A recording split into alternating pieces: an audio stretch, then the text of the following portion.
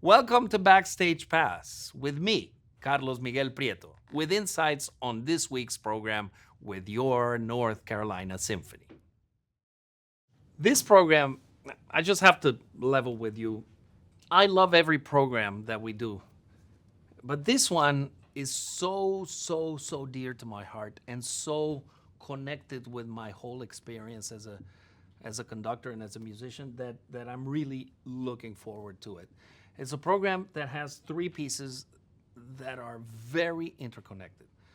First piece is Sinfonía India by Carlos Chávez. The second piece is the Copland Clarinet Concerto with Sam Almaguer, who is right here, and I'll be interviewing him in just a second. And the third piece is Copland's Symphony number 3.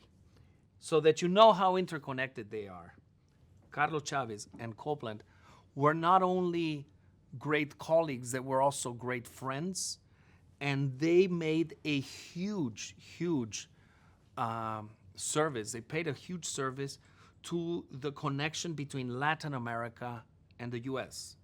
And that was especially through Copland's involvement in Tanglewood. Tanglewood was a place where Copland was teaching, and he became the reason why composers such as Chavez, Ginastera, Villalobos, and many other Latin American composers came to the US and found a whole new world here. Chavez composed 6 symphonies, and his second is this Chavez Sinfonía India. So the word India is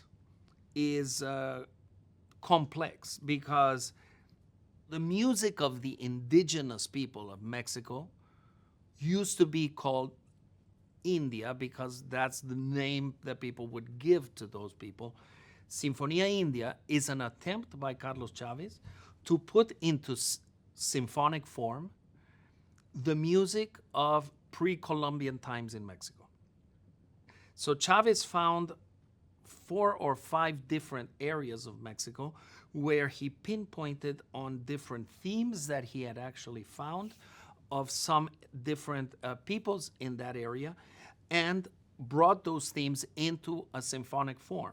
So it is actually a symphony because it has the form of a symphony, but it is a very brief symphony. And I would say that 90% of the time that people talk about the music from Mexico, they will talk about the music either from Guadalajara, the music of mariachis, or the music of different areas in the coast. Well, Copland brought for this piece music of the desert of Sonora. And to give you an example of how far away he went, he even found some music from an island off the coast of Baja California that is called Isla Tiburón, literally called Shark Island. And it's a very small island that were populated by people called the Seris, S-E-R-I. And that's the theme of the ostinato at the end. Very important for this piece is the use of percussion instruments that are not traditional Western percussion instruments.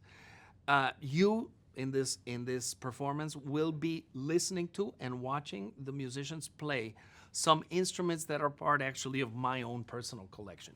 I'll tell you why. I said I have to start collecting the right instruments because I know where they are and I can collect them. And whenever I do these Mexican pieces that involve these instruments, I will use them and they will make a difference. And these instruments that you will be hearing have made it to many different places around the United States, and they will make a difference the same way that you, if you are a chef or if you like to cook, will go to great lengths to find the right ingredient for the soup that you have in your palate.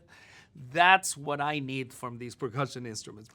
The third piece in the program is the polar opposite. It's a 45 minute American symphony.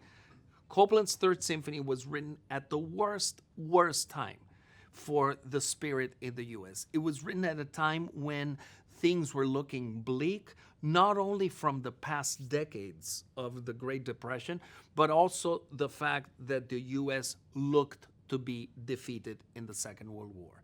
And Copland wanted to give hope to common people. And as soon as he started writing this symphony, the tide changed. And Copland started changing this message into one of incredible depth and optimism, even naive optimism. So this symphony, in my mind, is the most American from a time when the whole country rallied around its heroes and said, from the greatness of the everyday people is where we will build this country. And you know, Copland was right. The next years were successful years for the U.S. So it's a symphony in 4 movements where every single movement has a different style of American music. You get some blues, you get a barn dance, you pretty much get an Americana in here. Pairing these two, the music of Chávez and the music of Copland, who were not only great friends, but also had an incredible interest in the two common cultures and how much they can add to each other. Pairing them in a program makes absolute sense to me, and I'm very happy to do it. Sandwiched in the middle is another piece of Copland's, which is his clarinet concerto. Now, this clarinet concerto is also part of this combination of Chávez and Copland in a visit that Chávez was doing to Brazil. And that's where he came out with some of the themes and rhythms of the last movement. So I have the soloist here, Sam Almaguer. One thing about this concerto, which has always obsessed me, is how, as an American clarinetist, because you are an American clarinetist, why is it an American piece?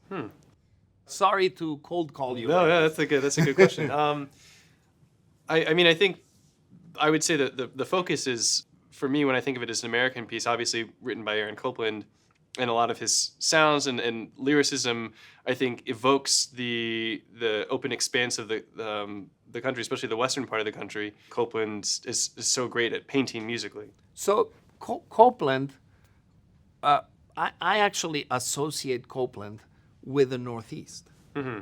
I may be wrong, but how can someone from a very intellectual part of the U.S. He came up with this sound that I think is uniquely American, and that it's, again, has this open expansiveness.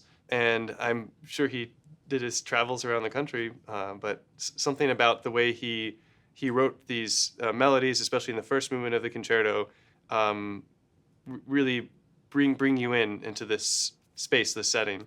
So the concerto, how would you describe this second movement as far as technically in the clarinet, and what does it do for you, and how do you envision it? Because this is a concerto that you know very well, and you've even played it here before. You probably want to share in what circumstances, but Sam of today is different from Sam of the first time you played this concerto.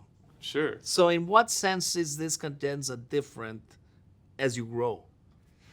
I think the cadenza bridge, this is the second movement, cadenza, yes, bridges the first and the last movement very well together, in that it slowly unwinds out of this more lyrical, melodic section of this concerto, and it builds these little vignettes of what's to come. The first time that you hear this Brazilian theme that Carlos was speaking of is in the cadenza, and it comes out almost out of nowhere. It feels sort of disconnected. But then as I think about playing the cadenza and how it connects to the other movements, I try to use that these vignettes and the pacing and the kind of open free jazz style that definitely evokes Benny Goodman, to lead my way into the last movement. How it's changed for me, I think, is just that I've allowed myself to take a little bit more time with it, and it's very improvisatory, but it is written out note for note, and so I think it's finding your own timing with it. We'll see. I'm doing it twice on this concert, and so I'll have the. Let me ask you, because this is a very hard piece. So, how much of this do you enjoy versus dread? Sure. I mean, I enjoy all of it. I do. I think for me, the most challenging part of the piece is actually the first movement, especially playing the cadenza after having just played the first movement. I think when I'm at home practicing, I'll take segments here and there to work on. So playing the cadenza kind of cold without having played, 10 minutes of what we call long tones, which is just held, sustained, very controlled breathing, is quite difficult. And so I think it's that getting to the end of the cadenza and still maintaining that control is really the most daunting piece for me. I'm going to say something, correct me if I'm wrong, but let's say that instead of thinking about the clarinet, we think about something that some of us do, which is exercise. Okay. So would that mean that within the same exercise period, you have to sprint, and then immediately after sprinting, find complete composure and control your breath for a long time? I would say it's the other way around. So think about like free diving or swimming for that would be the long. first movement. That's the first movement. Okay. So you're holding your breath, and you've got to really plan out, because if you didn't take the right breath or you have too much, it can cause other issues as well. Okay. And then after 10 minutes of free diving, then you have to go run, a sprint. So it's kind of an Iron Man of the clarinet. It is in some ways. So this is this amazing program of Copland and Chávez, and I thank you very much for Looking forward to it. for participating in this podcast. Thank you so much. Thanks for joining us for Backstage Pass. For information on more concerts, visit ncsymphony.org.